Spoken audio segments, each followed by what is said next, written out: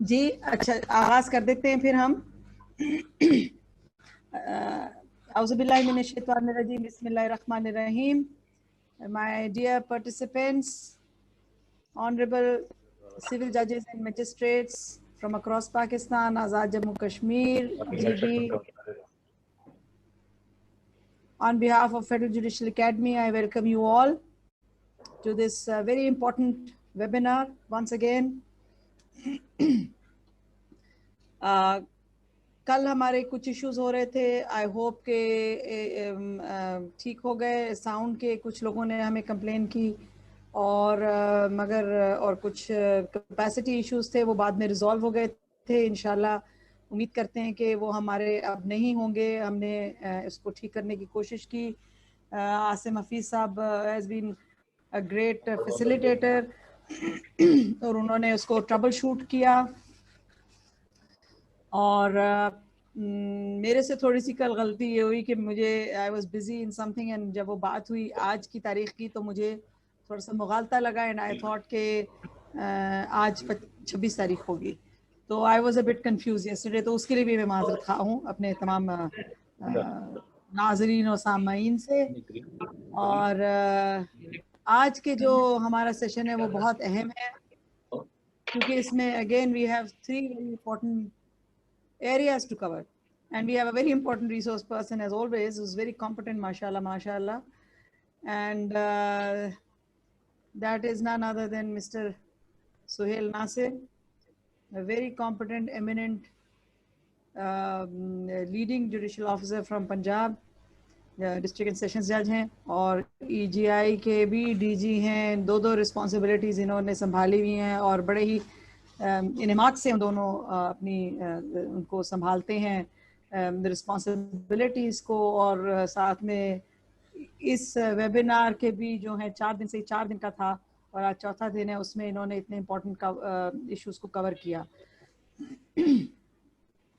आज के जो टॉपिक्स हैं, जैसे कि हमारे मैसेज में आपने देख लिया होगा, एक जजमेंट राइटिंग को कवर करेंगे, sentencing, disposal of case property, और तीसरा है statements under section 340 and 342 of the CRPC.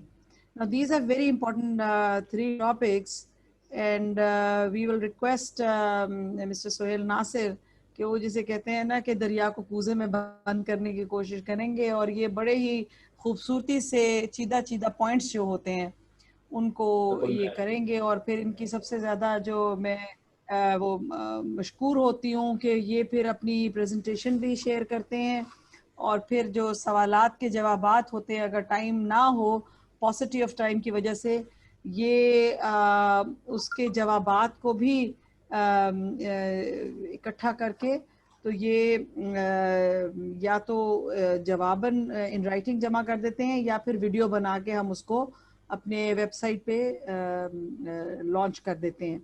आप लोगों से जैसे मेरे मैसेज में भी है कि आप दरख्वास्त करते हैं कि फेडरल जुडिशल एकेडमी के ऑफिशियल वेबसाइट पे भी हमारे यूट्यूब चैनल को ज़रूर सब्सक्राइब कीजिएगा।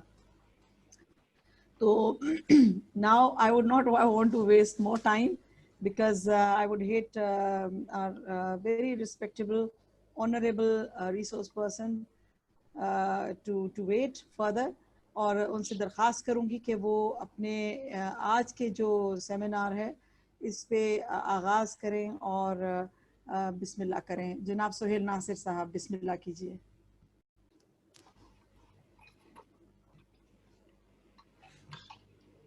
हुमा, आपकी आवाज रुक गई थी, मैं प्रोसीड कर सकता हूं? जी बिस्मिल्लाह कीजिए, बिस्मिल्लाह कीजिए।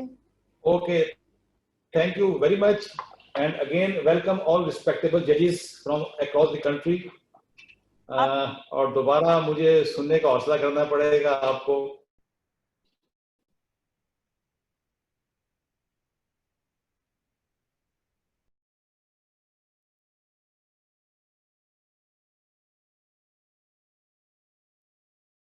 देख रहा हूं जजमेंट राइटिंग के हवाले से, वो जो हमारे कंक्लूडिंग पैराग्राफ्स हैं उन पे मैं आज फोकस करना चाहूंगा कि हमारे कंक्लूडिंग पैराग्राफ बड़े कंफ्यूजिंग होते हैं, और इवन कई दफा मुझे मेरे अपने कोलीग्स फोन करके पूछते हैं कि ये अब हमने लिखना है बात कर रहा था कि जजमेंट राइटिंग के ऊपर जो कंक्लूडिंग पैराग्राफ्स हैं उसमें हमें आज भी कई दफा मेरे अपने बड़े अच्छे दोस्त फोन करके पूछते हैं कि ये हमने सेंटेंस रिकॉर्ड करनी है तो ये कैसे की जाए और इसके क्या क्या जो है पैरामीटर्स हैं। मैं आपको एक और रिक्वेस्ट करना चाहूंगा कि अगर नोटबुक आपके पास है वो आपको रख लें और ये जो बातें मैं आपसे करने जा रहा हूँ ये चेक पॉइंट्स हैं कि अगर आपने एक जजमेंट में पर्टिकुलरली कन्विक्शन की है पर्टिकुलरली तो फिर अगर ये चेक पॉइंट्स आपके सामने हैं और आप इसको रिलेट करते हैं अपनी फाइंडिंग के साथ तो इसका मतलब ये होगा कि आपने कंक्लूडिंग पैराग्राफ्स में कुछ भी ऐसी चीज नहीं छोड़ी जो आप कानूनन करने के पाबंद थे। देखिए सबसे पहली चीज क्या होती है कन्विक्शन में, जब आप कन्विक्शन रिकॉर्ड करते हैं, कन्विक्शन क्या है? कन्विक्शन डिक्लेरेशन है कि आपने प्रोसिक्यूशन की स्टोरी को मान लिया है। एक तो आपने एज ए होल किसी कहानी को मान लेते हैं तो आप लिख देते हैं कि प्रोसिक्यूशन ने अपना केस साबित कर दिया। केस साबित कर दिया अंडर व्हाट ऑफेंसेस, आपको वो ऑफेंसेस मेंशन करने हैं। और टाइम ये होता है कि अगर आपके पास एक से ज्यादा मुल्जमान है तो एक ऐसी इवेंचुअलिटी क्रिएट हो जाती है कि किसी के खिलाफ कोई और जुर्म साबित हो रहा होता है और किसी के खिलाफ कुछ और जुर्म साबित हो रहा होता है। तो जब ऐसी इवेंचुअलिटी हो जहां ऑफेंसेस डिफरेंट साबित हो रहे हो अगेंस्ट डिफरेंट पर्सन तो आपको कन्विक्शन रिकॉर्ड करते हुए सबसे पहले इस एहतियात का मुजाहरा करना है कि इसको क्लैरिफाई करना है कि किस शख्स को आप किस ऑफेंस में कॉन्विक्ट कर रहे हैं। ये बड़ा जरूरी है क्योंकि जब आप कॉन्विक्ट करेंगे तो कॉन्विक्ट को सक्सीड करती है फिर सेंटेंस। तो this is to be seen. मैं बार बार ये बात दोहराता हूँ कि एक लाइन में लिख देते हैं कि all accused are convicted under section, खासतौर पर जब एक से ज्यादा ऑफेंसेस हो स्टूडेंट को। लेकिन जब सेंटेंस में आते हैं तो पता ये लगता है सेंटेंस देते हुए आपने वो ऑफेंसेस मेंशन नहीं किए जिसके ऊपर आपने कन्विक्ट किया था, क्योंकि आपके जहन में ये था कि इसके खिलाफ ये ऑफेंस पाया जा रहा है। तो पहला चेक पॉइंट जो आपके ऊपर बैरियर है वो ये है कन्विक्शन में you have to be very specific with regard to offences and with regard to convict the person to whom you are going to record the conviction के कौन से खिलाफ जाएगा। एक छोटी सी बात थी, आगे चलते हैं। जो सबसे इंपॉर्टेंट बात है वो है that relates to sentence. High court rule and orders कहते हैं कि अगर आपने किसी मुल्जम को एक से ज्यादा ऑफेंस में चार्ज किया है या मुल्जमान को एक से ज्यादा ऑफेंस में चार्ज, तो आपको हर ऑफेंस में सेपरेट सेंटेंस लिखनी है। नॉर्मली हम क्या करते हैं, हम लिखते हैं मिस्टर सो एंड सो इस sentence under section 420, 468, 471 PPC to undergo 3 years RI and fine and fine. इसका मतलब ये होगा कि आपने हर ऑफेंस की सेंटेंस सेपरेटली स्पेसिफाई नहीं की जो कानूनन आपको करनी है। और high court rule and order में ये बात लिखी है कि ये आपको इसलिए ताकीद की जा रही है ताकि अगर मामला अपील में जाए तो अपीलेट कोर्ट के सामने ये पोजीशन होनी चाहिए कि आपने किस ऑफेंस में कितनी सजा रिकॉर्ड की, ताकि अगर वो सजा सेट असाइड होती है तो बाकी ऑफेंसेस में जो सेंटेंस है वो इफेक्ट ना हो। नंबर 2, जब सेपरेटली आपने लिख दिया और अगर तो सेंटेंसेस डिफरेंट है, एक शख्स को मैं कहना ये चाह रहा हूं कि सपोज हम एक केस लेते हैं जिसमें 379 और 411 का और 379 का केस है और 411 भी लगी हुई है और आप उन दो लोगों को सजा करते हैं, एक को आप 379 में कर रहे हैं और एक 411 में कर रहे हैं, तो आपके लिए बड़ा मुनासिब होगा पहले मिस्टर ए जिसको आप 379 में सेंटेंस दे रहे हैं उसकी डिक्लेरेशन दे दें और फिर जिसको 411 में दे रहे हैं उसकी डिक्लेरेशन दे दें। तो ये बहुत आपके लिए जरूरी है। तीसरा चेक पॉइंट जो बहुत अहम है मेरे हिसाब से, जो हम जिसमें एहतियात नहीं बरतते, वो ये है कि हमें ये प्रिंसिपल नहीं पता कि किस ऑफेंस की प्राइमरी सेंटेंस क्या है और सेकेंडरी सेंटेंस क्या है। प्राइमरी से मुराद ये है जो प्रोविजन है इटसेल्फ बताती है कि पहली सजा ये है, उसके बाद ये है और अगर आप चाहें तो ये है। मतलब खास तौर पे मैं एक बात करना चाहूंगा, ये जो हमारे केसेस हैं हर्ड केसेस जिसमें दामान अर्श वगैरह की सजा रिकॉर्ड करते हैं, आप तो मैं आपसे बात कर रहा था प्राइमरी और सेकेंडरी पनिशमेंट की। तो जिस तरह मैंने कहा कि दमान लिखा हुआ है कि दमान होगा और दमान के बाद आपकी डिस्क्रिप्शन है कि आप 2 साल सजा कर दें, 1 साल कर दें, यानी दमान तो आपको मस्ट रिकॉर्ड करना है और सेकंड पोर्शन में जाने के लिए आपको अपने इख्तियारात का जो स्वाबदीदी इख्तियार है उसका इस्तेमाल करना है। तो जब भी आप सेंटेंस रिकॉर्ड करें, पर्टिकुलरली थर्ड केसेस में, यू मस्ट नो कि प्राइमरी पनिशमेंट क्या है और जो हमने सेकंड पनिशमेंट देनी है वो कंपल्सरी है, ये हमारी डिस्क्रिप्शन है। अब जब आप इस डिस्क्रिप्शन को एक्सरसाइज करते हैं, दमान तो आपने मेंशन कर दिया कि 10,000 रुपये दमान दे दे, 20,000 दमान देते हैं। अब आप ताज़ीर में भी इसको साल, 2 साल या 6 महीने सजा देना चाह रहे हैं।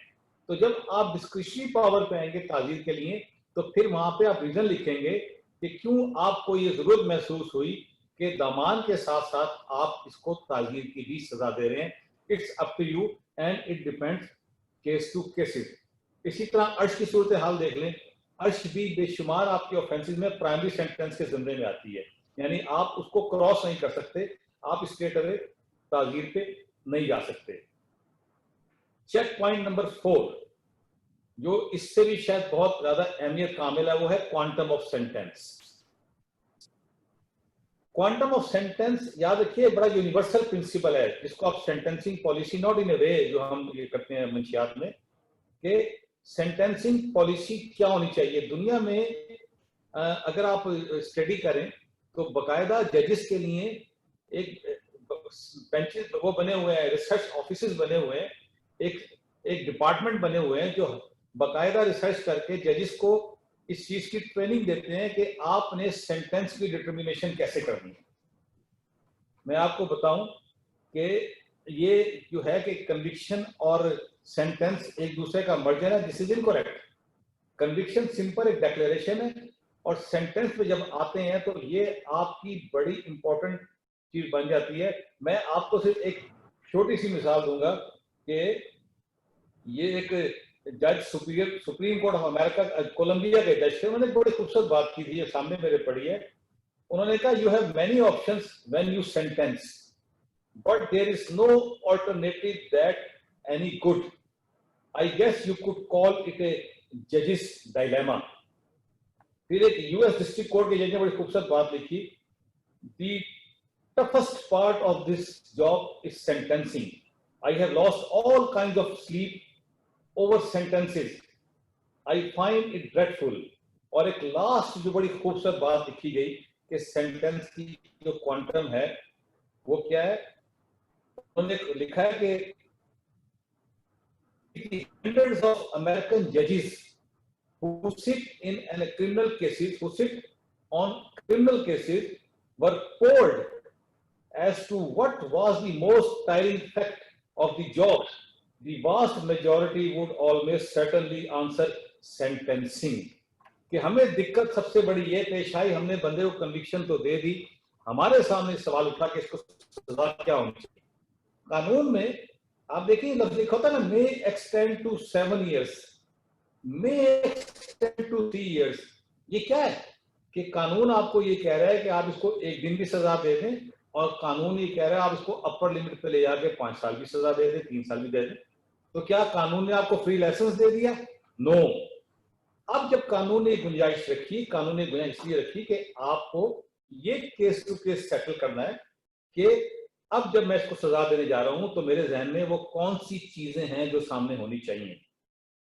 अब आप एक शख्स एक मुर्गी चोरी करता है और एक शख्स 1 करोड़ रुपया चोरी करता है, आप दोनों को 3 साल सजा दे दें, ये अब आपका इम्बैलेंस एटीट्यूड हो गया for the purpose of sentencing. लिहाजा जब आपने कन्विक्शन रिकॉर्ड कर दी, अब आपके सामने देखना है, एक औरत है, एक बच्चा है, एक शख्स है जो पहला ऑफेंडर है, एक शख्स है जिसने किसी मजबूरी के तहत जुर्म किया है, एक शख्स है किसी के इन्फ्लुएंस में आके जुर्म कर दिया है, उसका कोई प्रीवियस रिकॉर्ड नहीं है, तो क्या ऐसे शख्स को फुल डोज देना मुनासिब होगा? नहीं होगा, नंबर 1। नंबर 2 कि आपको ये देखना है कि जो ऑफेंस कमिट हुआ है उसका सोसाइटी पे क्या इंपैक्ट आया है। क्या कोई अनरेस्ट क्रिएट हुई है, क्या कोई पैनिक फैल गया है, या ऑफेंस इतना सीरियस है और उसके कॉन्सिक्वेंसेस इतने हॉरिबल हैं कि आप समझते हैं कि बेशक ये फर्स्ट ऑफेंडर है, लेकिन सोसाइटी में चूंकि आपने सिस्टम में आंसर करना है कि सिस्टम वर्क कर रहा है, तो उस सूरत में हो सकता है कि आप उस शख्स को मैक्सिमम सेंटेंस दे दें। आपके सामने रोजमर्रा केसेस होते हैं, अच्छे वकील जब आपके सामने बहस करते हैं तो वो कहते हैं सर अगर आप मेरी बात नहीं मानते, अगर आप समझते हैं कन्विक्शन का केस है, तो मैं आपको बड़े अदब से रिक्वेस्ट करता हूँ इसमें आप कम से कम सजा दीजिए, इसलिए कि मेरा जो क्लाइंट है ये नाबालिग है या फर्स्ट ऑफेंडर है या इसके ये मामला थे। तो आप जब सेंटेंस लिखते हैं तो क्या लिखते हैं? आप सिंपल लिखते हैं कि he is sentence to undergo 1 year. ये तरीका गलत है। जब कानून आपको कह रहा है कि इट में एक्सटेंड टू 3 इयर्स, यानी एक अपर लिमिट डिफाइन कर दी, अब जब आप अपर लिमिट से आ रहे हैं 1 साल की तरफ, तो आपको उस डेविएशन के लिए कुछ ना कुछ 2-4 लाइनें लिखनी चाहिए कि क्या वजह है, क्यों उसकी ये क्यों लिखनी चाहिए कि सपोज आप एक केस में एक बंदे को 3 साल सजा देते हैं, एक केस में दूसरे शख्स को आप 2 साल देते हैं, कल कोई आपका मैटर सामने आ जाता है कि सिमिलर एलिगेशन है, तो आपने एक को 2 साल दिए, एक को 3 साल दिए, तो कैसे आप जस्टिफाई करेंगे?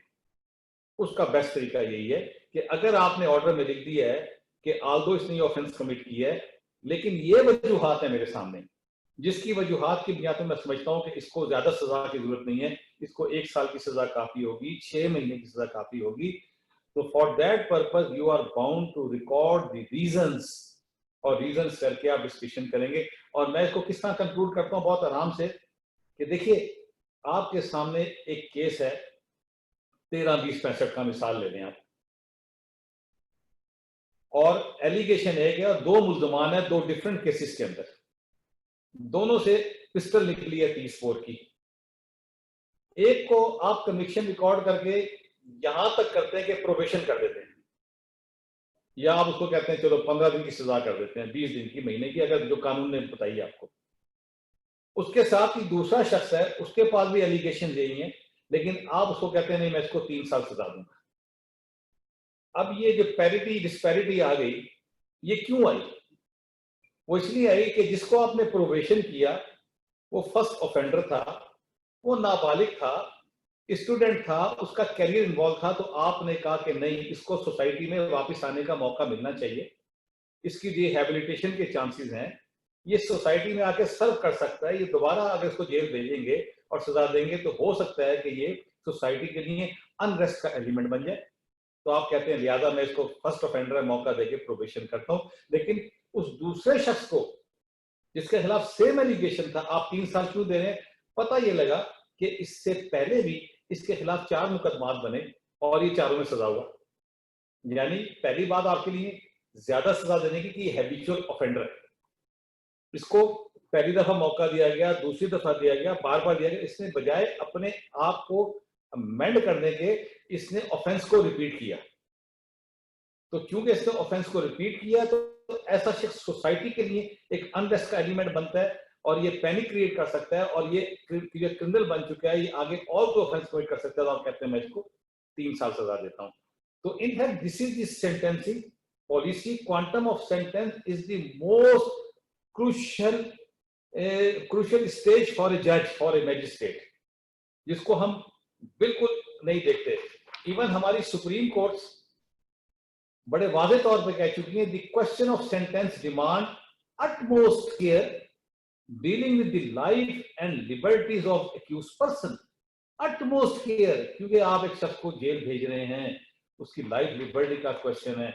आप देखें दुनिया कहां पे जा रही है, दुनिया इस वक्त यूरोप में अगर आप गए हैं, यूरोप के कई कंट्रीज में अगर आप फर्स्ट ऑफेंडर हैं, आपने प्लीड गिल्टी कर लिया है या नहीं भी किया, अदरवाइज आपको कोर्ट समझ रही है कि आपने कोई ऐसा ऑफेंस किया है, दुनिया यहां तक जा रही है माय डियर जजेस कि वो आपको सजा करने से पहले पूछते हैं हम आपको सजा देना चाह रहे हैं क्योंकि हमारे लिए मजबूरी है, तो कौन सा टाइम आपके पास होगा कि उस टाइम में आप अदालत जेल में जाके अपना टाइम दे सकें। दिस इज वेरी, वो बिजनेसमैन है, वो कहता है जी मेरी कमिटमेंट्स हैं, वो कोई एक्टर है हॉलीवुड कहता है मेरी कमिटमेंट्स है, मैंने फिल्में पूरी करनी है, तो मैं अब जनवरी का महीना है, मैं अप्रैल में अवेलेबल हूँ, वो कहते हैं जी सो के। अभी रिफॉर्म्स की तरफ है, उसके बाद वो जेल को लिखेंगे कि अप्रैल में हम आपके पास एक प्रिजनर को भेजना चाहते हैं, तो आपकी पॉपुलेशन तो इफेक्ट नहीं होगी, तो दुनिया इस हद तक जा रही है क्वांटम ऑफ सेंटेंस के हवाले से, सेंटेंसिंग पॉलिसी के हवाले से, लेकिन हम अभी तक इन चीजों को नहीं देख रहे। फिर हमारी सुप्रीम कोर्ट ने एक और बात की बड़ी जबरदस्त, you must think and consider what a proper sentence ought to be. ये दो जजमेंट अगर आप नोट कर दें जो गाइड आपके लिए बन सकती है, 2010 SCMR 949, 2010 SCMR 949, और सेकंड जजमेंट है 2006 पाकिस्तान क्रिमिनल लॉ जर्नल 1431। खूबसूरत एक जुमला इस्तेमाल किया गया। फिर वो कहते हैं sentencing is an attempt to जज object of various sizes while working at a tight rope which being shaken at both ends। एक बहुत आपको नाजुक, जिस तरह कहते हैं पुलिस रात, उस पे से आपको गुजरना है दोनों तरफ का बैलेंस रखने के लिए। तो इसलिए बड़ी डेलिकेट है। हम तो बड़े खुश होते हैं फैसला हो गया। मेरा ख्याल है जितना टाइम बाद दफा आपको जजमेंट रिकॉर्ड करने के लिए चाहिए होता है, उतनी ही एप्लीकेशन ऑफ माइंड आपको सेंटेंस रिकॉर्ड करना चाहिए होता है कि इस केस में कितनी सेंटेंस जो है वो प्रॉपर होगी। So that is one of the most important। फिर आपके जो high court rule and order है, Lahore high court rule and order volume 3 chapter 23, उसमें बड़ा वाज़ेह तौर पे कहा गया है, उसमें 4 points high court rule and order में रखे गए हैं। Number 1, the determination of appropriate punishment is often A question of great difficulty. अब ये high court rule and order में लिखी है, it's a question of great difficulty and always requires careful consideration। Number 2 क्या लिखते हैं, the maximum punishment prescribed by law for any offense is intended for the gravest of its kind and it is rarely necessary in practice to go up to the maximum। बड़ा कम होगा कि आप sentence को upper level पे ले जाके वहां पे खत्म करेंगे, रेयरली। नेक्स्ट इसमें क्या कहा गया high court rule and order में, factors to be considered in sentencing are motive for the crime, its gravity, the character of the offender, his age, antecedents and other extenuating or aggravating circumstances such as sudden temptation, previous conviction etcetera. And finally उन्होंने कहा कि even जो fine है वो भी excessive नहीं होना चाहिए। तो अब आपको ये 4, मैं एक जजमेंट आपको कोशिश करूंगा आज शाम को मैं आपको इस ग्रुप के अंदर वो अपलोड कर दूं, जिसमें क्वांटम ऑफ सेंटेंस के ऊपर बड़ी डिटेल डिस्कशन करके मैंने उसको फॉर्मुलेट किया है सारे केस लॉ की रोशनी में। Make it help you. So please be very careful when you are going to record this sentence. कानून ने ऐसे ही एक दिन से लेकर आपको 14 साल तक का इख्तियार नहीं दिया। नेक्स्ट आपके लिए जो पॉइंट है, पॉइंट नंबर 6, जो जजमेंट के कंक्लूडिंग पैराग्राफ के हिसाब से, कि कंकरेंट और कंसेक्यूटिव आप नॉर्मली लिखना भूल जाते हैं। अगर आपने एक शख्स को एक से ज्यादा ऑफेंसेस में सजा दी है और आपने कुछ नहीं लिखा, तो तसव्वुर ये होगा ये तमाम सजाएं एक के बाद दीगरे चलेंगी, एक के बाद एक। लिहाजा अगर आपने उस सजाओं को यकजा चलाने का ऑर्डर करना है, सेक्शन 35 है जो उस पर्टिकुलर एक केस को डील करती है, तो फिर आपको लिखना पड़ेगा स्पेसिफिकली कि all this sentences shall run concurrently. और अब ये सेटल्ड प्रिंसिपल है कि जब आप एक से ज्यादा केस ऑफेंस में सजा देते हैं तो आपको वो कंकरेंट करनी चाहिए आपको।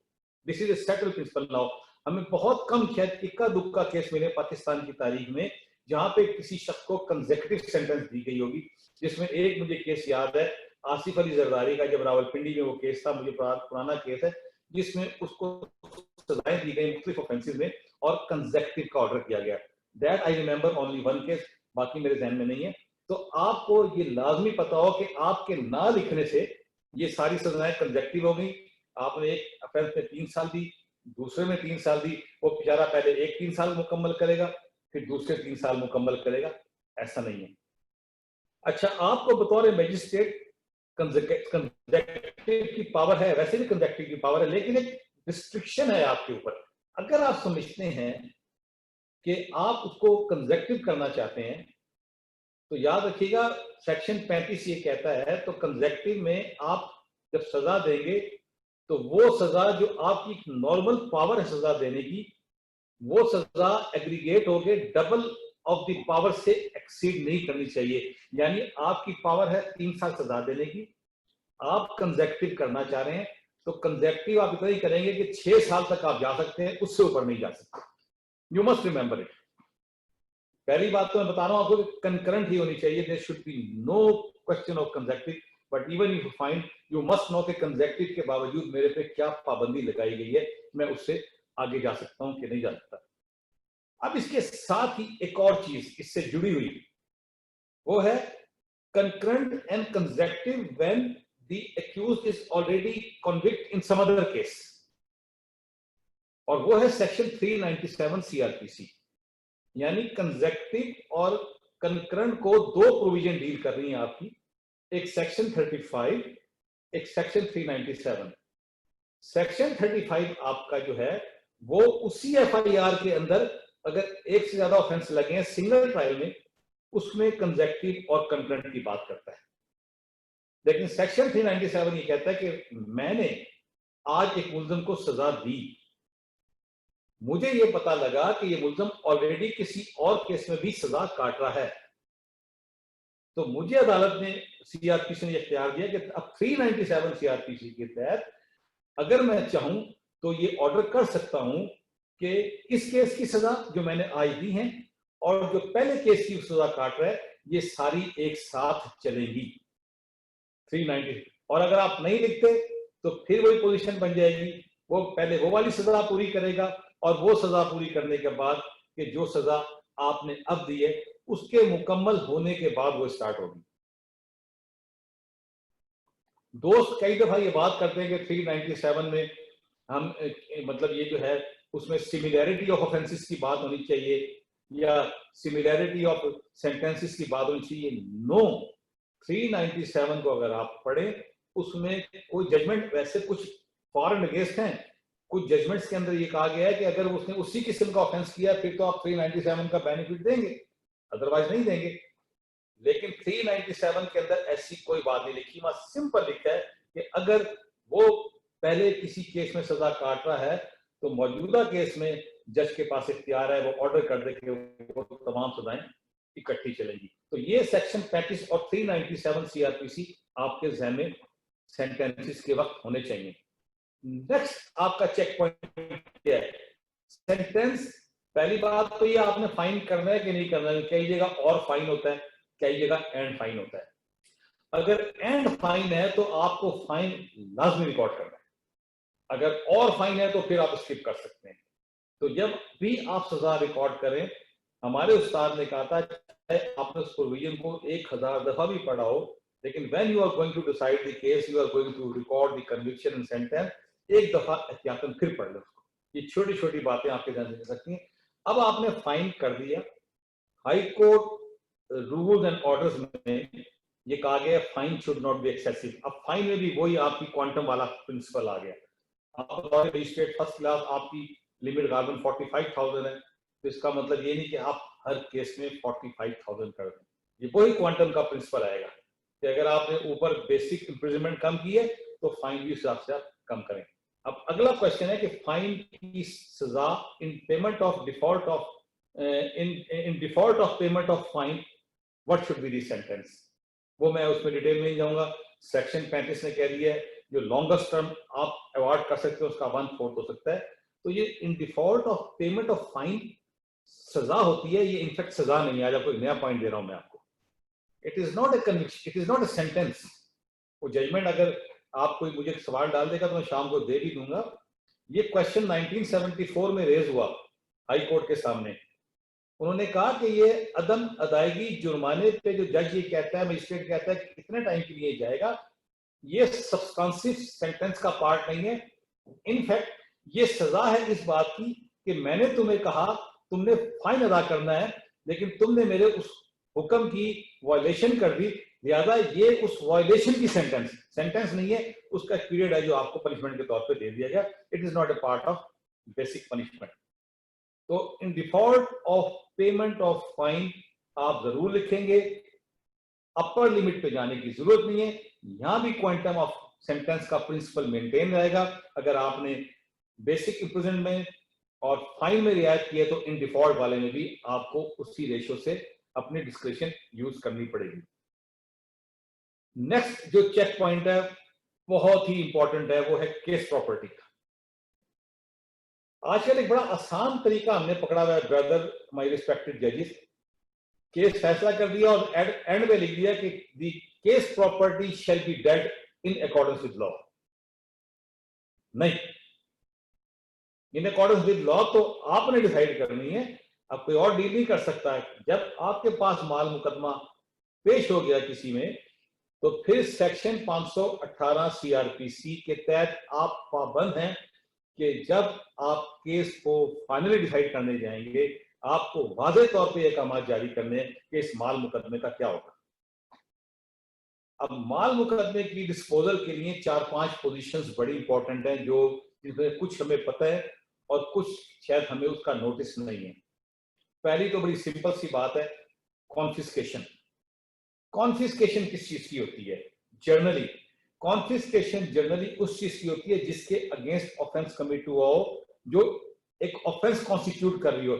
एक शख्स से मंशियात निकालिए, मंशियात रखने से ऑफेंस बना, लिहाजा जब आपने सजा कर दी तो वो मंशियात भी लायबल टू बी कॉन्फिस्केट हो गई.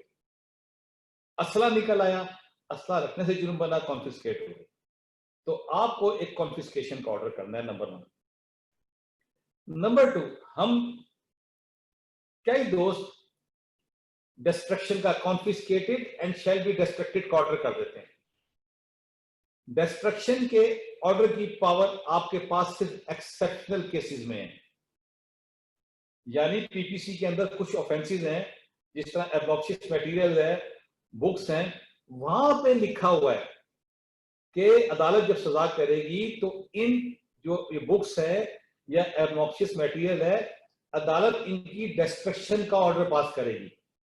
आप डिस्ट्रक्शन का ऑर्डर हर केस में पास नहीं करते, आप कॉन्फिस्केशन का करते हैं. फिर आगे पावर चली जाती है गवर्नमेंट के पास कि डिस्ट्रक्शन को डिस्ट्रक्ट करे, डिस्पोज ऑफ करे, व्हाटएवर इट मे बी. लेकिन देयर आर सर्टेन ऑफेंसेस 292 इसमें आप देखेंगे जाके पीपीसी में, जहां पे डिस्ट्रक्शन का ऑर्डर है. तो आपको पता होना चाहिए आप किस ऑफेंस में सजा दे रहे हैं. इस ऑफेंस की केस प्रॉपर्टी को आपने डिस्ट्रक्शन करनी है या कॉन्फिस्केशन करनी है.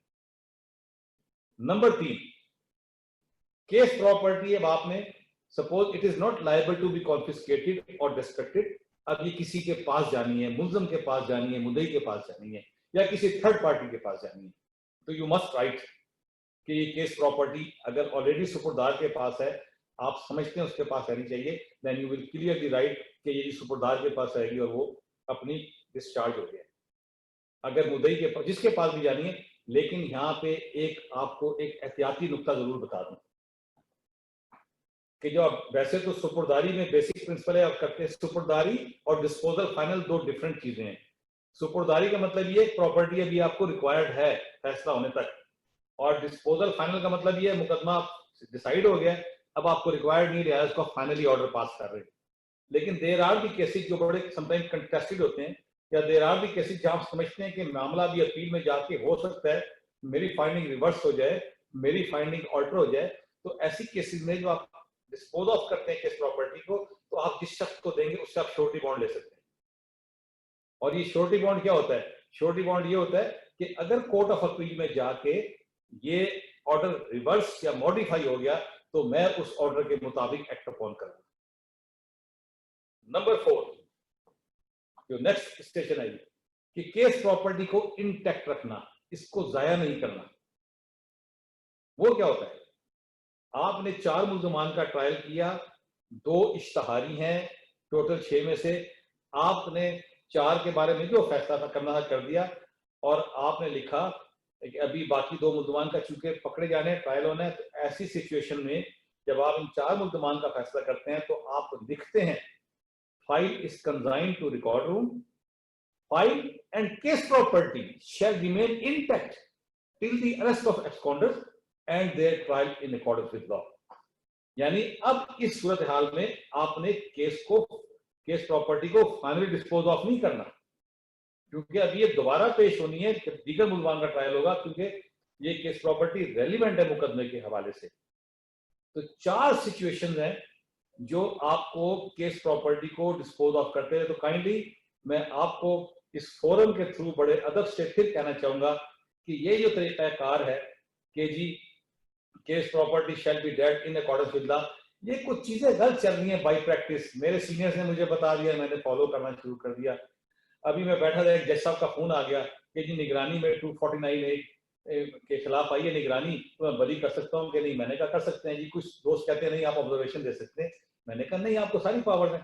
तो ये जो कुछ प्रैक्टिसेस चल रही है गलत,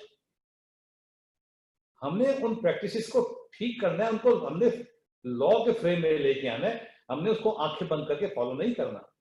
एक शख्स ने गलती कर दी, हम भी गलती की जा रहे हैं। तो प्लीज आप केस प्रॉपर्टी के हवाले से you have to write specifically whatever you find keeping in view facts and circumstances of the case.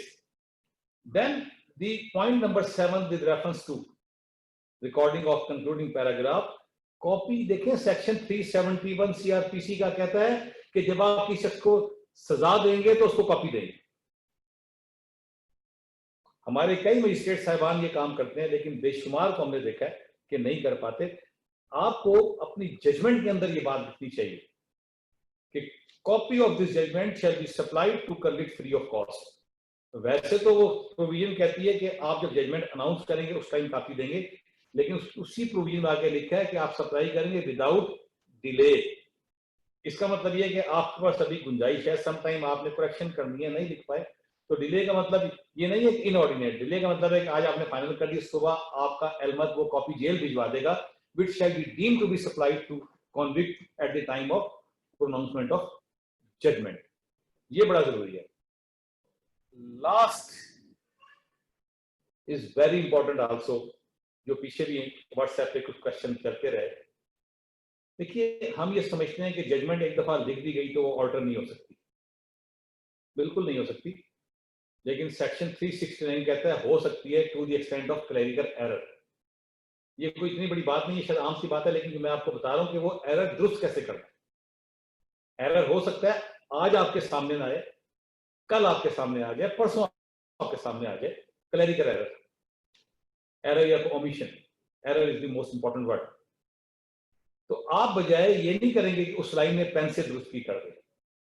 अगर तो आपने जजमेंट को अनाउंस करने से पहले करेक्शनें कर दी हैं तो वो तो पार्ट ऑफ द जजमेंट बन गई, वो करेक्शन प्रोटेक्टेड है क्योंकि साइन करने से पहले आपने करेक्शन किए। लेकिन साइन करने के बाद आपका एलमत लेके आता है सर ये जो है एक स्पेलिंग गलत लिखी गई है, या यहाँ एग्जिबिट फला लिखा जा रहा था फला लिखा गया है, तो इसकी करेक्शन रिक्वायर्ड है। तो व्हाट इज द वे?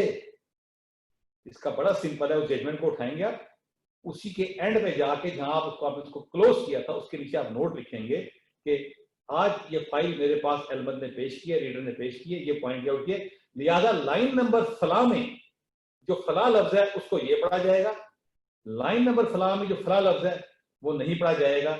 आप इस तरीके से अपने बॉटम पे जाके उस करेक्शन को इंश्योर करेंगे, ये नहीं करेंगे कार्ड, ताकि जजमेंट कहीं हो जाए तो पता हो कि एरर क्या था और क्वेश्चन आप कभी ये मत कीजिएगा कि बैक डेट में जाके उसको ठीक करें, गलती हो जाती है।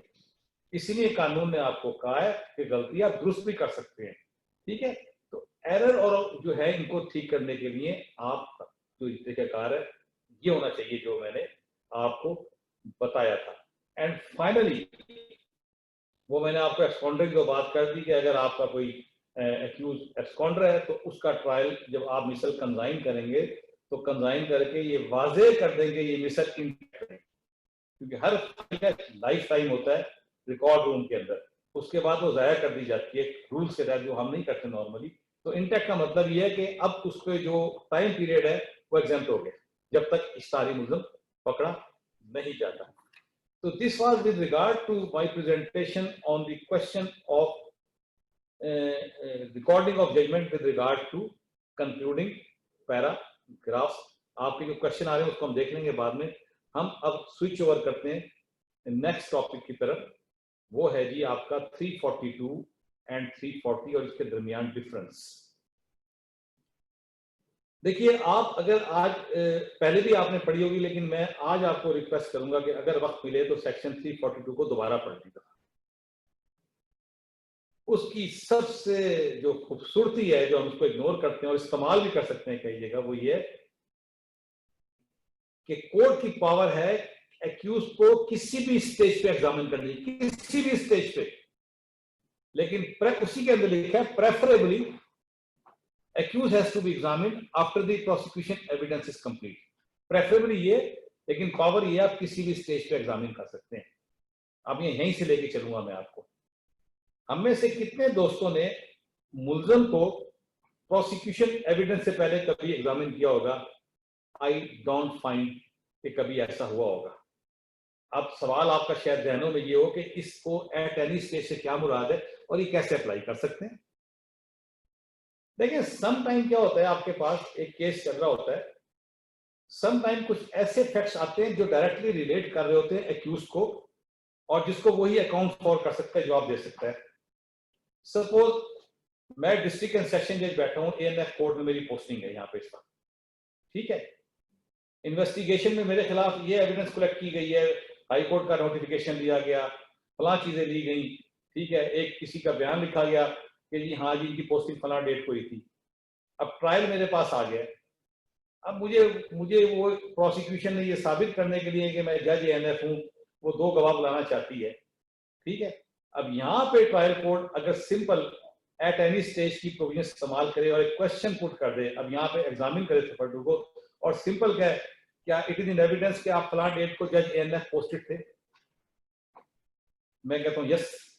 तो वो जो 2 गवाह आने थे, जो इतना टाइम जाया होना था, और जो मेरा एक्सक्लूसिव नॉलेज था, जो बराह रास्त मेरे से रिलेट कर रहा था, वो इशू रिजॉल्व हो गया। आपके जो रेप केसेस होते हैं, रेप केसेस में नॉर्मली आप देखेंगे मेल की पोटेंसी का इशू रेज होता है। उसको मुल्जम को मेल को लेके जाते हैं, डॉक्टर एक सर्टिफिकेट देता है, is competent, he is fit to so and so.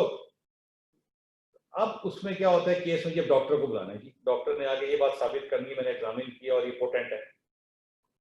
अब ये पर्सनल नॉलेज का मैटर है, तो मैंने तो कई दफा किया, मैंने स्ट्रेट अवे क्वेश्चन 342 में पुट कर दिया, उसी वक्त क्वेश्चन लिख के, हाँ जी बताएं, are you able to perform sexual intercourse? उसने कहा यस, डॉक्टर की एविडेंस खत्म, क्वेश्चन रिजॉल्व। तो ये 342 का जो एग्जामिनेशन एट एनी स्टेज है, ये जहां आप समझते हैं इस्तेमाल हो, वहां आपको जरूर करना चाहिए। नंबर 2, 342 क्या है? 342 है कि कोर्ट ने मुल्जम को वो एविडेंस पुट करनी है जो इंक्रिमिनेटिंग है। इंक्रिमिनेटिंग मीन जिसको आप इस्तेमाल करते हुए उसके खिलाफ सजा दे सकते हैं। उसको लंबी चौड़ी एविडेंस की जरूरत नहीं है। वो शायद मतलब एक बंदे के पास से पिस्टल निकला है, आपने लिखा भाई तुम्हारे पास से फला डेट को पिस्टल निकला था जिसका तुम लाइसेंस पेश नहीं कर सके, बस इतना। अब बजाय इसका पूरी कहानी लिखे कि पुलिस मौजूद थी और पुलिस ने आपको पकड़ा और आप गाड़ी से उतरे और ये किया, नो, सिंपल दिस फैक्ट, क्योंकि आपने जजमेंट के अंदर जाकर उसको इस्तेमाल करना है। सिंपल दिस फैक्ट कि आपके साथ कोई रिकवरी हो गई है, आपके खिलाफ कोई मोटिव है, या आपके खिलाफ कोई और सर्कमस्टेंशियल एविडेंस, वो तमाम एविडेंस जो जजमेंट में आपने उसके खिलाफ इस्तेमाल करनी है, that must be put to accused. Charge में और 342 में कभी फर्क देखा है आपने? चार्ज में आप मटेरियल प्लेस करते हैं टेंटेटिवली, क्योंकि वो अभी ट्रायल में नहीं आया होता, उसकी बुनियाद पे चार्ज फ्रेम करते हैं। और आप लेकिन 342 में आप कौन सी एविडेंस पुट करते हैं? जो आपके सामने कोर्ट में आई होती है कानून के मुताबिक। तो वो तमाम incriminate evidence including the expert reports, you must confront the accused and take this answer. एक प्रैक्टिस चल पड़ी है, पहले क्वेश्चन बनाते हैं प्रोसिक्यूटर साहब, फिर डिफेंस काउंसिल को जाती है, उसका जवाब लिख के जाते हैं। लेकिन लीगली ये गलत है, ये सिर्फ प्रैक्टिस है। 342 is the duty of the court to examine the accused, और आप उससे बराह रास्त जवाब लेने के पाबंद है। हमारी लाहौर हाई कोर्ट की जजमेंट आ गई है 2020 में अभी रिसेंटली, जिसमें उन्होंने पाबंद कर दिया है थ्रू सर्कुलेशन कि अब हर जज सवालात खुद मुल्जम से करेगा और जो मुल्जिम कहेगा वो जवाब लिखेगा। लेकिन चले, मैं सिर्फ ये कहता हूँ कोई बात नहीं, आप थोड़ा सा डेविएट अगर कर भी जाते हैं, लेकिन ये तरीका गलत है कि प्रोसिक्यूटर सवाल बना के ला रहा है। सवाल बनाना कोई बराबर मुश्किल काम नहीं होता, बहुत आसान काम होता है। आपने हर एविडेंस उठानी है, देखनी है, दो लाइनें निकालनी है और पुट कर देनी है। इससे आपकी प्रैक्टिस, आपकी वर्किंग, आपकी स्किल बेहतर होती है जब आप खुद ये काम करते हो। अच्छा जी, अब ये होगी नंबर 3। नंबर 4, तमाम इंक्रिमिनेटिंग एविडेंस पुट कर दी, उसका उसने जवाब दे दिया। कई दफा सवाल आता है जी मुल्जिम खामोश है, जवाब नहीं दे रहा। आप उसको फोर्स नहीं कर सकते, मुल्जिम को याद रखिएगा। You can ask him, you can warn him कि तुम अगर जवाब नहीं दोगे तो ये कंडक्ट तुम्हारे खिलाफ इस्तेमाल होगा। But if he remain silent, तो आप आंसर में लिखेंगे मैंने इसको बार बार ये सवाल पूछा है, ये खामोश है, मैंने इसको ये बात बताई है कि अगर तुम जवाब नहीं दोगे तो ये कंडक्ट तुम्हारे खिलाफ इस्तेमाल होगा, स्टिल ही साइलेंट। आप नो नहीं लिखोगे, आप इट इज इनकरेक्ट नहीं लिखोगे, क्योंकि ये उसका कंडक्ट शो करता है अल्टीमेटली, जो आपको जजमेंट के अंदर जाके डिस्कस करना है। आगे चलते हैं। अब 342 में आपने इंक्रिमिनेटिंग एविडेंस पुट कर दी। दो क्वेश्चंस बड़े इंपॉर्टेंट है 342 के, जो उसकी जान है। अगर आपने वो दो क्वेश्चन मिस कर दिए, केस रिमांड हो जाएगा। एक ये, क्या आप डिफेंस में एविडेंस देना चाहते हैं, ये उसका राइट है, और ये राइट उसको आप ऑफर कर रहे हैं। इनकार कर दे चैप्टर क्लोज, अलाउ कर दे तो फिर आपने देखना है किससे छुड़ाने। और दूसरा क्वेश्चन, क्या आप 340 दफा सबसेक्शन 2 के तहत अपना ऑन ओथ बयान कलमबंद कराना चाहते हैं, ये भी उसकी डिस्कशन है। दे ठीक है, ना दे तब भी ठीक है। तीसरी बात, जो सर्टिफिकेट होता है 364 का बॉटम पे, वो मस्ट है। अगर आपने सर्टिफिकेट नहीं दिया तो इस पे ये प्रिंसिपल सेटल है कि ये वो अमल है जो क्योरेबल नहीं है, और अगर क्योरेबल नहीं है तो आपका केस 10 साल बाद रिमांड होके आ जाएगा। तो examination of accused under section 342 CRPC is not a formality, it is a serious duty cast upon the court to enable him to understand that what the reply is given by the accused with regard to the incriminating material that has been put to him. It is on the basis of principle of natural justice. एक criminal trial के अंदर आप natural justice के तकाजे बार बार पूरे कर रहे हैं। Charge होता है तब भी आप उसको पूछते हैं, बताओ तुम्हारे खिलाफ ठीक है कि नहीं। 342 में आते हैं, आप फिर उसको पूछते हैं कि तुम्हारे खिलाफ ये एविडेंस है, यानी आप उसको कंप्लीट मौका दे रहे हैं हर बात के जवाब देने का। और जब आप उसको मौका दे रहे हैं तो इसका मतलब है कानून के वो तकाजे जो फेयर ट्रायल के लिए रेलिवेंट है, आपने पूरे कर दिए। अब 342 से आगे आ जाता है 340। ये जो आपसे मैं बात करने जा रहा हूं, ये बहुत अहम बात आपसे मैं करने जा रहा हूं। अगर आपने सेक्शन 340 सब सेक्शन 2 को नहीं पढ़ा, आज जरा जरूर पढ़िएगा उसको और दोबारा पढ़िएगा। वहां पे तो ये लिखी है बात कि accused shall be examined by the court under इस प्रोविजन के तहत, accused shall be examined by the court. तो अगर ये accused shall be examined by the court है, तो हम 342 में उससे ये सवाल क्यों पूछते हैं कि क्या तुम 340 का बयान देना चाहते? या आपने कभी गौर किया तो बहुत अच्छी बात है, नहीं किया तो आज जरूर इसको देखें। मैं आपको जवाब तो डेफिनेटली दूंगा ये कहां से मामला चला और क्या हुआ। यानी कि 340 के अंदर वो नहीं है जो हम कर रहे हैं। अब ये क्यों सूरत हाल डेवलप हुई, कहां से ये डेवलप हुई? 1986 में रावलपिंडी की कोर्ट में एक केस चलता है और जज साहब मुल्जिम को कहते हैं कि मैं आपका 340 का बयान लिखूंगा क्योंकि ये कंपलसरी है। मुल्जिम कहता है जी कि मैं अपना 340 का बयान नहीं देना चाहता। जज साहब ऑर्डर कर देते हैं, मैटर हाई कोर्ट चला जाता है। ये गालबन 1986 क्रिमिनल लॉ जर्नल 1182 पेज था जिसमें ये मैटर डिसाइड होता है, और हाई कोर्ट ये कह देती है कि बिल्कुल this is the option of the accused either to appear or not. Ultimately matter Supreme Court में चला गया। सुप्रीम कोर्ट में लीव ग्रांट हो गई इस पर्टिकुलर पॉइंट के ऊपर, क्या ये article 13 of the constitution of Islamic Republic of Pakistan जो गारंटी करता है no one can be compelled to be witness against himself, वाला अलग इशू है, उसमें और डिबेट भी चलेगी। तो उन्होंने कहा तो फिर आप किसी मुल्ज़िम को कैसे फोर्स कर सकते हैं, इस पॉइंट पे लीव ग्रांट हो गई और फिर जजमेंट आई PID 1990 सुप्रीम कोर्ट 727, तो पेज शायद गलत हो, वो मैं आपको शाम को शेयर कर दूंगा आज वो भी judgment. First time Supreme Court ने इस सारे मामले की इंटरप्रिटेशन की। उन्होंने कहा कि 340 में आल्दो ये लिखा है, लेकिन 340 की प्रोविजन है वो आइन से मुतसादिम है, आर्टिकल 13 के कॉन्फ्लिक्ट में है। वो आप किसी शख्स को फोर्स नहीं कर सकते कि वो लाजमी ऑन ओथ आके बयान दे, you can not force it.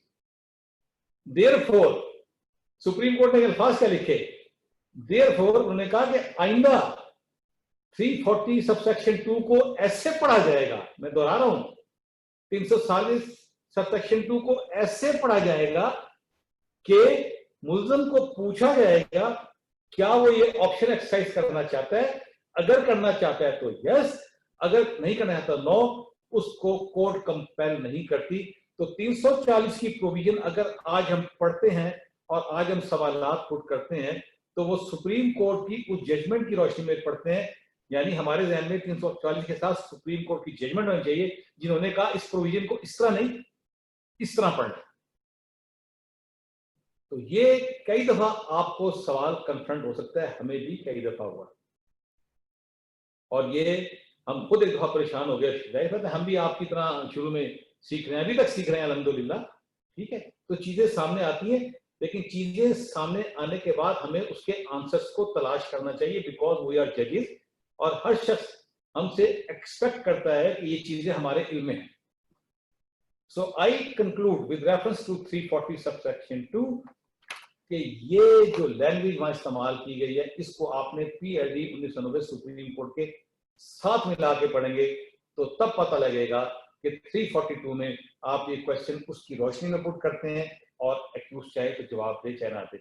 एक और हमने जो हमने एक गलत समझ लें चीज को हम एक प्रमोट कर रहे हैं कई दफा हमारे दोस्त, वो कहते हैं 300 ये जी प्रोसिक्यूशन का केस ये है वो है, मुल्ज़िम को 340 में नहीं आया तो अगर वो 340 में नहीं आया तो उसके खिलाफ एडवर्स इन्फ्रेंस ड्रॉ होना चाहिए।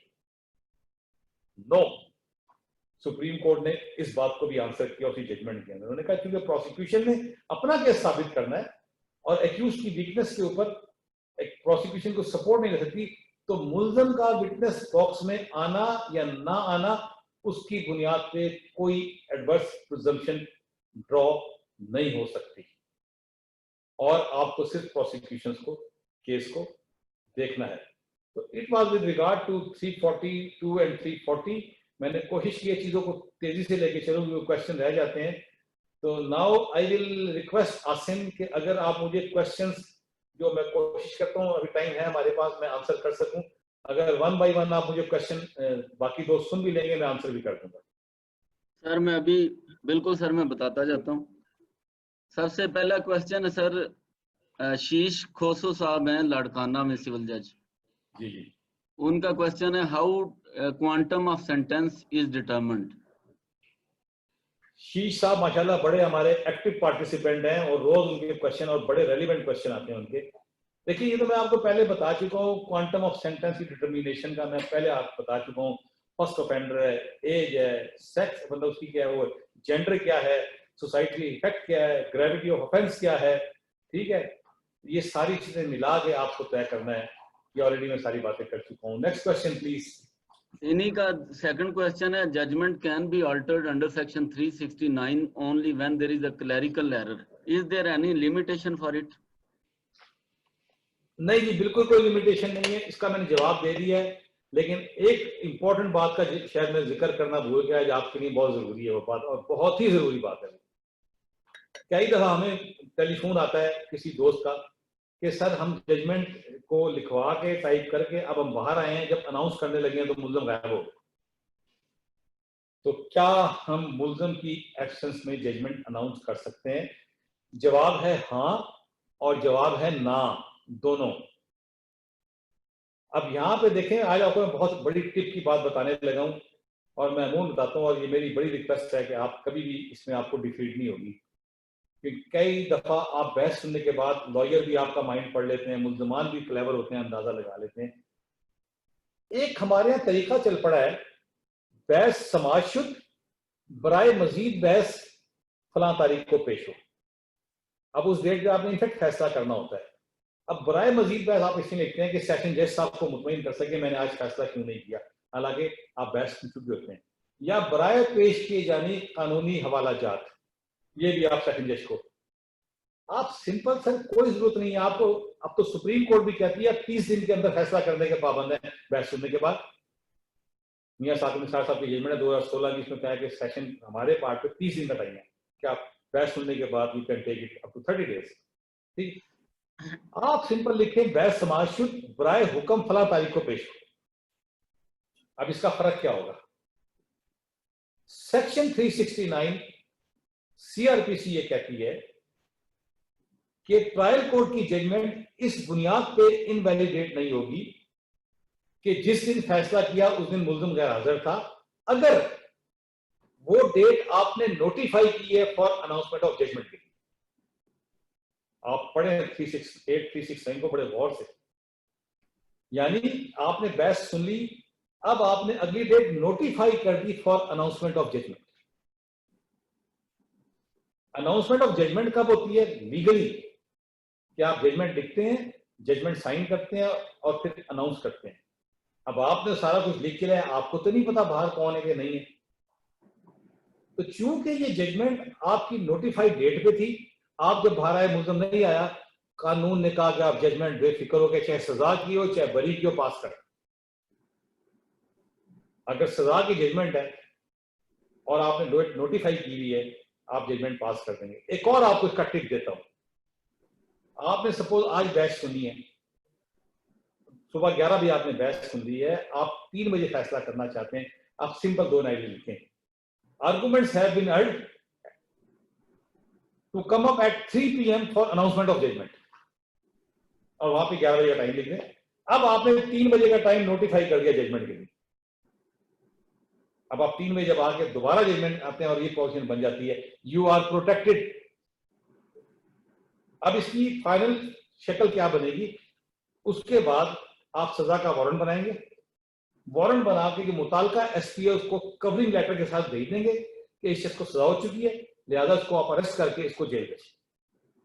तो this I want to tell you, please ये जो रिवायती तरीका है बराए मजीद बहस, बराए प्रोडक्शन ऑफ केस लॉ, इसको डिसकंटिन्यू करें, क्लियरली लिखें बराए अनाउंसमेंट ऑफ जजमेंट एंड सही डेट, कभी आपको तकलीफ नहीं होगी। ये आसिम नया क्वेश्चन बताइए नेक्स्ट। इसी की फर्दरेंस में एक मोहम्मद जुबैर साबिर साहब ने क्वेश्चन किया है, whether a court can adjourn a case after conviction to the accused for pronouncing quantum of sentence। बिल्कुल नहीं, जनरल प्रिंसिपल ये नहीं है, याद रखिएगा। इंडिया में तो उनके यहाँ कवानीन है कि आप कन्विक्शन रिकॉर्ड करने के बाद आप सेंटेंस के लिए को देते हैं, तो किस तरह सेंटेंसेस आपने जो रिकॉर्ड करनी है। हमारे लॉ में सिर्फ एक ही जगह ये गुंजाइश मौजूद है, और वो बड़ी यूनिक है कि अगर आपने चार्ज के अंदर प्रीवियस कन्विक्शन का चार्ज लगाया है, हेड लगाया है, प्रीवियस कन्विक्शन, अगर दोस्तों मैंने कल इस पर बात भी की है, मैंने कुछ आंसर भी किए हैं, अगर आपने प्रीवियस कन्विक्शन का चार्ज लगाया है और उस प्रीवियस कन्विक्शन की बुनियाद पे उसने दोबारा ऑफेंस कमिट किया और he is liable to be enhanced punishment, यानी ओरिजिनली 3 साल सजा है लेकिन प्रीवियस कन्विक्शन की बुनियाद पे एनहांस में 10 साल जा रहा है वो, और आपने जजमेंट कन्विक्शन अनाउंस कर दी, लेकिन अभी आपने ये तय करना है, अभी इसको इंक्वायर करना है कि क्या इसकी प्रीवियस कन्विक्शन साबित हो रही है कि नहीं होनी। वहां पे बड़ा वाज़ेह तौर पे लिखा है कि after recording the conviction the court shall inquire into the fact of previous conviction and thereafter shall sentence the accused. इसका मतलब यह है कि आज आपने डिक्लेयर कर दिया और सेंटेंस पोस्टपोन हो गई उस वक्त तक जब तक आपके सामने कन्विक्शन की क्लियर कट एविडेंस नहीं आ गई। तो अगर वो एविडेंस आ गई तो आप एनहांस पनिशमेंट पे चले जाएंगे, नहीं आई तो therefore in our law accept this position so far my study is concerned there is no such room available for any court. Next please. Atif Nawaz Bhatti साहब का क्वेश्चन है sir, whether probation order also amounts to conviction और probation order can be considered as a previous conviction later on. आप अगर probation of offenders ordinance 1965 या 60 का जो भी आप पढ़े उसका सेक्शन 11 है. सेक्शन 11 बड़ा इंपॉर्टेंट है. वो कहते हैं on completion of probation of period he shall not be deemed to be convicted but to the extent of the case which he has faced, only uski had tak. He shall not be deemed to be previously deemed to be convicted and it shall not amount to any disqualification for his future rights. यानी कहना ये चाह रहा हूं कि कल को नौकरी के लिए अप्लाई करता है और वहां पे वो कहते हैं ये आप तो सजा याफ्ता है, आप कहते हैं नहीं जी मुझे प्रोबेशन हुई थी, मैंने सक्सेसफुली 1 साल पूरी कर ली थी, सेक्शन 11 के तहत ये इफेक्ट है और इसीलिए जब आप प्रोबेशन पीरियड पूरा करते हैं तो जो प्रोबेशन ऑफिसर है वो सर्टिफिकेट इशू करता है कि आपने सक्सेसफुली पूरी कर ली है. तो अगर आपने सक्सेसफुली पूरी नहीं की है फिर तो कन्विक्शन है, अगर कर लिया फिर इट इज नो कन्विक्शन. जी सर ये शेष खोसू साहब के क्वेश्चन है, can demeanor of witness can be whether the demeanor of witness can be discussed in judgment. Sir शीश साहब ये तो बहुत अहम क्वेश्चन है. आप डिमीनियर नोट क्यों करते हैं अगर आप जजमेंट में डिस्कस नहीं कर सकते? डिमीनियर नोट करने का मकसद यही है कि आपने किसी केस के हकायक को तलाश करना है. आपके पास एक शख्स आता है, वो बात करता है, आपको कहता है तू झूठ बोल रहा है, आप क्यों ये बात कर देते हैं बगैर तहकीकात के? या तो आपको उसके करैक्टर का आपको पता है या वो जो बात कर रहा है उसके अल्फाज में वो रब्त नहीं है या उसकी बॉडी लैंग्वेज कुछ और है, कहना वो कुछ और चाह रहा है. तो वो demeanour of witness is most relevant और वो हमेशा इसीलिए किया जाता है ताकि जजमेंट के अंदर जाके उसके एडवर्स या पॉजिटिव इफेक्ट, मतलब एक माँ आती है उसके बच्चे का मर्डर हुआ 2 साल का, 3 साल का, 5 साल का, शहादत देते हुए रो पड़ती है, ठीक है, कितना नेचुरल फिनोमेना है. वहां आप लिखते हैं कि at this stage lady has started weeping, उसकी आंखों से आंसू जारी हो गए. अब ये जज्बात की माँ की वो कैफियत है, कल को जब उसकी एविडेंस को डिस्कस करेंगे और ये उसका कॉन्डक्ट आप कोर्ट के अंदर लिखेंगे तो ये उसकी एविडेंस को और सपोर्ट देगी. जी नेक्स्ट. शबीब जफर बाजवा साहब का क्वेश्चन है, whether after conviction the parties have compounded the offence and whether the trial court can allow such composition और it has become functus officio. नहीं, अगर तो ऑफेंस कंपाउंडेबल है, नंबर 2 अपील कोई पेंडिंग नहीं है, तो फिर वो मैटर दोबारा आपके पास आएगा. इसीलिए अब 369 अप्लाई नहीं करेगा सीआरपीसी का जजमेंट का, अब 345 सीआरपीसी अप्लाई करेगा. उसमें पहली बात तो ये 345 सीआरपीसी बता रहा है कि ये कंपाउंडेबल है. दूसरा ये बता रहा है कि जी आप कंपाउंड कर सकते हैं विद और without the permission of the court, जो कैटेगरी ने. और 345 ही उसका रिजल्ट बता रहा है कि उसका रिजल्ट आपने कैसे अनाउंस करना है. 345 सबसेक्शन 4 में लिखा है कि जब कंप्रोमाइज हो गया है तो आप लिखेंगे this compromise now shall operate as acquittal of convict. आप अपनी जजमेंट को सेट असाइड नहीं करेंगे पहले वाली को, वो अपनी जगह बरकरार है. आप इस 345 के डोमेन में रह के उस कंप्रोमाइज का इफेक्ट उसको एक्विटल में दे दें. जी वसीला काकड़ साहब कोयटा से हैं, उनका क्वेश्चन है, if accused is tried in 2 FIRs at the same time and convicted in both cases, then whether it will run concurrently. ये मैंने ऑलरेडी आंसर कर दिया है 397 सीआरपीसी की रोशनी में. पहले आप एक केस में, अब इसकी प्रैक्टिकल पोजीशन समझ लें जरा, बड़ी इंपॉर्टेंट सवाल इस लिहाज से कि लिखना कैसे है इसको. आप केस नंबर 1 उठाते हैं, आप उसमें नॉर्मल तरीके से उसकी सजा रिकॉर्ड कर देते हैं, नॉर्मल तरीके से. अब जब केस नंबर 2 आप उठाते हैं, उसकी सजा लिखते हैं. अब केस नंबर 2 में आप हवाला देंगे कि ये जो है इसको ऑलरेडी मैं फला FIR में सजा दे चुकी हूं, लिहाजा इस केस की सजा उस केस की सजा के अब 397 सीआरपीसी के ज़मरे में साथ साथ चलेगी. जी नेक्स्ट. ये फहीम साहब हैं सखर से, if accused was serving sentence for 7 years and during sentence he was also facing another trial, however after completing the second trial he was also sentenced to 3 years, can he be given the concurrent sentence already suffered by him? Yes, ये already 397 का मैंने आपको पहले भी कहा है, इसका कोई ताल्लुक नहीं कि पहले सजा काट रहा हो या बाद में सजा हो, बस सिर्फ ये जब आपने आज एक केस में सजा पास की है तो क्या वो किसी केस में सजा काट रहा है, इतना ही काफी है आपके लिए, तो फिर आप ऑर्डर कर देंगे कि उस सजा के साथ ये सजा भी काउंट होगी। जी नेक्स्ट सर, ये वहीद अहमद साहब हैं, इनका है if case disposed of under C canal class wherein the IO secured property and shown in charge sheet, then police can release such property after disposal under C class by magistrate. यार ये आसिम मैं ये question sir समझ नहीं पा रहा, ये sir confusing sir मैं नेक्स्ट क्वेश्चन पे आता हूँ। इसको बाद में देख लेते हैं। सर वसीला काकड़ साहब का कोयटा से, when a case is kept in dormant and the case property is stolen money, then can it be intact if the complainant moved application of spurdari? The same should be allowed or not? देखिए ये मैंने को पहले कहा, ये case to case depend करेगा, facts to facts depend करेगा।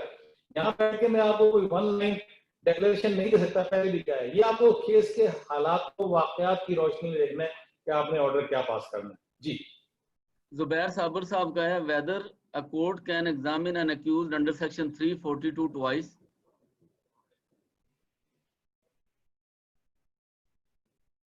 ये आपकी आवाज रुक गई आसिम सर। उनका जुबैर साबर साहब ने क्वेश्चन किया है, whether the court can examine an accused twice under section 342?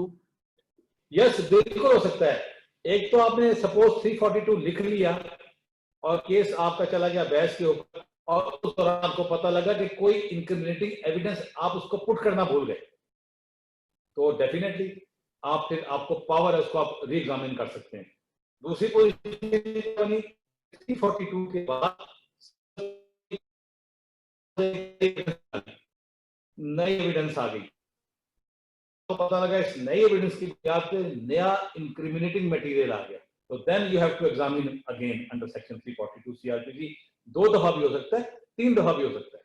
Ji sir, will the concurrent sentence of case of a person / convict already undergoing a sentence take effect from the date of his first conviction or that of second one? ये है ज़हूरुल आई साहब का। देखिए बात ये, जब आप ये कहते हैं ना कि इसकी सजा उस मुकदमे के साथ चलेगी, इट मींस कि जिस दिन से इस केस में ये जेल में आया है उस देर से चलेगी, ठीक है, लेकिन ये नहीं होगा पहले वो सजा कंप्लीट करे और फिर ये सजा कंप्लीट हो। तो ये डेट वाइज उस जेल का अपना प्रोसीजर है कि जिस डेट को आया उसी डेट से ये सजा, वो दोनों सजाएं इकट्ठी हो जानी शुरू हो जाती है। नेक्स्ट सर, नेक्स्ट क्वेश्चन है, ये शीश कोसू साहब का है, on the day of pronouncement of judgment if a जज is ceasing to hold office due to transfer, then what to do, whether judgment can be pronounced? देखिए ये तो इसमें कोई as a rule of propriety आपको नहीं करना चाहिए, लेकिन क्योंकि आप अंडर ट्रांसफर हैं, लेकिन अगर उस ट्रांसफर नोटिफिकेशन में आपके पास अभी आपने चार्ज नहीं छोड़ा, आपके पास चार्ज लेने का टाइम है, तो till the moment you do not relinquish the charge, you are a जज ऑफ दैट कोर्ट। तो एहतियात करनी चाहिए, लेकिन बाद बार अजीनामे आ जाते हैं, इस तरह के मैटर आ जाते हैं, तो वो कर लें, अदरवाइज कहते हैं एहतियात ही करनी चाहिए, ट्रांसफर में जब आप आ जाए तो नहीं करना चाहिए। जी SHO has filed an application for destruction of case property of all disposed of sessions and magistrate trial cases for a certain period. What will be the proper order? Am I empowered to pass such an order? ये question है sir, unknown है ये। मैंने आपको ये बड़ा एक आपने क्वेश्चन, अगर किसी के पास सिचुएशन आई है दैट इज टोटली रॉन्ग। पहली बात तो ये डिस्ट्रक्शन का ऑर्डर मैंने कहा आप नहीं कर सकते, और डिस्ट्रक्शन का ऑर्डर आप फाइनल जजमेंट के टाइम पे ही करेंगे और उन ऑफेंसेस में करेंगे जो करना है। ये असल में क्वेश्चन ये बनता है खासतौर पे मंशियात के केसेस में, कि जब सारी मंशियात जब्त हो जाती है, अपीलें ऊपर तक फैसला होती हैं, अब उन्होंने उन मंशियात को डिस्ट्रॉय करना होता है, वो सिर्फ सुपरविजन के लिए किसी मजिस्ट्रेट होता है, और वो भी रिक्वेस्ट जाती है सेशन जज को, सिर्फ सेशन जज को। जो कॉन्फिस्केटेड प्रॉपर्टी है उस पर मजिस्ट्रेट का कोई रोल नहीं है, जो पेंडिंग प्रॉपर्टी है उस पर मजिस्ट्रेट का रोल रहता है। तो अगर ऐसी सिचुएशन होगी, application shall be move to the sessions जज, सेशन जज आपको अगर इंटरेस्ट करता है तो सबसे पहले आपको इस चीज का तयन करना होगा कि जितनी केस प्रॉपर्टी डिस्ट्रक्ट होने जा रही है इसका कोई केस पेंडिंग तो नहीं है। नंबर 2, इसकी कोई अपील पेंडिंग तो नहीं है। अगर ये दोनों चीजें आपको सर्टिफिकेट मिल जाते हैं तो फिर आप सुपरवाइज करते हैं उसको। जी next. Sir madam Praksha Noor साहब हैं हब से, इनका है what is the appropriate way to incorporate a document given by the accused during his examination under section 342, whether will we exhibit the document at the spot or take it via accused or statement, or will we call up author of it? परीक्षा हमारी सबसे best, Asim को परीक्षा हमारी वही magistrate जो model court चला रही थी मेरे ख्याल में, और जी sir, she was the best one, और जिसको हमने जबरदस्त। परीक्षा अस्सलाम वालेकुम एंड वेल डन। अच्छा देखें, जहां तक डॉक्यूमेंट्स का ताल्लुक है, डॉक्यूमेंट्स जो प्रोडक्शन बाय एक्यूज्ड है, बेसिक प्रिंसिपल जो है कानून शहादत के तहत वो चेंज नहीं होते, चाहे वो डॉक्यूमेंट एक्यूज पेश कर रहा है चाहे वो प्रोसिक्यूशन पेश कर रही है। अगर डॉक्यूमेंट वो पर सी एडमिसिबल है तो of course you can place it on record and exhibit, और अगर वो पर सी एडमिसिबल नहीं है, सेकेंडरी एविडेंस में आना है, तो फिर उसका ऑथर आएगा। तो वो डॉक्यूमेंट कानून शहादत के जिस कैटेगरी में फॉल कर रहा है और जो उसका मोड ऑफ प्रूफ है वो लाजमी अप्लाई होगा, तब एग्जिबिट होगा। जी सर मैं 3 जजेस का नाम ले लेता हूं, उनके क्वेश्चंस ऑलरेडी आंसर्ड हैं। वसीम वारिस साहब ने किया, आसिफ अली जमाली साहब ने किया और काशिफ भट्टी साहब ने। ये 342 के वाले से थे जिसका जनाब ऑलरेडी उसको क्यूरी को कर चुके हैं आंसर। जी सर अब क्लियर हो गया सर। चलें, और मजीद जो आपके क्वेश्चन आ रहे हैं हम इंशाल्लाह कोशिश करेंगे शाम तक आपको इनके आंसर कर दें, और जो ये कुछ 340 और 3.2 वाली जो प्रेजेंटेशन है वो भी आपको शेयर कर देंगे, और जो क्वांटम ऑफ सेंटेंस के ऊपर मैंने बातें की, उसका जजमेंट है, केस लॉ है, वो सारा आपको शेयर कर देंगे ताकि फ्यूचर में आपको आसानी हो। आप सारों का, रिस्पेक्टेबल जजेस, मैजिस्ट्रेट्स का बहुत शुक्रिया कि आपने बड़े अच्छे तरीके से सुना। मैंने कोशिश की कि आपको क्लैरिटी दे सकूं चीज़ों के ऊपर, और मैं दावा तो नहीं करता लेकिन उम्मीद करता हूँ कि मैं क्लैरिटी देने में काफ़ी हद तक शायद कामयाब हो गया हूँ। हुमा अगर मुझे सुन रही हैं तो now over to Huma Chughtai. Huma, over to you now. Alhamdulillah, we have completed the assignment. Thank you very now, much. Over to you. Thank you very much. बहुत बहुत शुक्रिया सोहेल साहब, आपकी कंट्रीब्यूशन का, इतनी इनवैल्यूएबल कंट्रीब्यूशन थी, और सवालात से लग रहा था कि एंथुजियाज्म जो है वो बहुत ज़्यादा है, और उसकी वजह से जो है जो सवालात आ रहे थे, मुझे भी फ़ोन कॉल्स भी आ रही थी कि जो लोगों ने अप्रिसिएशन शो की है, और लगता है कि उनको अभी भी वक्त कम लगा। इंशाल्लाह हम मज़ीद इस पे डायलेट करेंगे इन इश्यूज़ के ऊपर, और नए टॉपिक्स के साथ हम दोबारा हाजिर होंगे। फेडरल जुडिशल एकेडमी की जानिब से मैं सोहेल नासिर साहब का बहुत बहुत शुक्रिया अदा करती हूँ। अभी भी अपने दफ्तर में बैठे हुए हैं वो रावलपिंडी में, और उन्होंने इतना अपना कीमती वक्त में से टाइम निकाला, और फेडरल जुडिशल एकेडमी के डायरेक्टर जनरल साहब जो है हयात अली शाह साहब, उनकी जानिब से भी मैं इनका शुक्रिया अदा करती हूँ, और आप सबका शुक्रिया अदा करती हूँ कि आप लोगों ने इसमें पार्टिसिपेट किया। मैं उम्मीद करती हूँ कि आपने इसमें शिरकत की, और उम्मीद करती हूँ कि आप लोगों की तरफ से जो हमें फीडबैक आएगा वो भी हमारे लिए बहुत बेनिफिशियल होगा। और ये सीरीज जो है, हम चाहते हैं कि नीड असेसमेंट जो है ना, हम इससे कि आपको हम चाहते हैं कि वो भी करें ताकि हमें पता लगे कि आपको किस किस किस्म के टॉपिक्स चाहिए। तो आप हमारे वेबसाइट पे ज़रूर सब्सक्राइब करें, हमारे यूट्यूब चैनल को सब्सक्राइब करें, और उस पे आप हमें ज़रूर मतला करें कि आप लोगों को कौन से टॉपिक्स जो है उनकी ज़रूरत है, या किन टॉपिक्स में कौन से एरियाज जो हैं जिन पे आप चाहते हैं कि हम आपसे राब्ता कायम करें और हम आपको उसके बारे में मज़ीद बताएं। आप सबका बहुत बहुत शुक्रिया। फेडरल जुडिशल एकेडमी की जानिब से मैं आपको अल्लाह हाफिज़ कहती हूँ। इंशाल्लाह नेक्स्ट बैच के साथ दोबारा हाजिर होंगे। अल्लाह हाफिज़, और अपना ख्याल रखिएगा। खुदा हाफिज़। बाकी जो कुछ क्वेश्चंस रह गए हैं मैं जज साहब से शेयर कर दूंगा, जो अभी इसके बाद कंक्लूड होने के बाद हुए हैं, तो वो इंशाल्लाह जैसे उसका होगा आंसर वो ग्रुप में शेयर कर देंगे इंशाल्लाह। Thank you very much. इंशाल्लाह।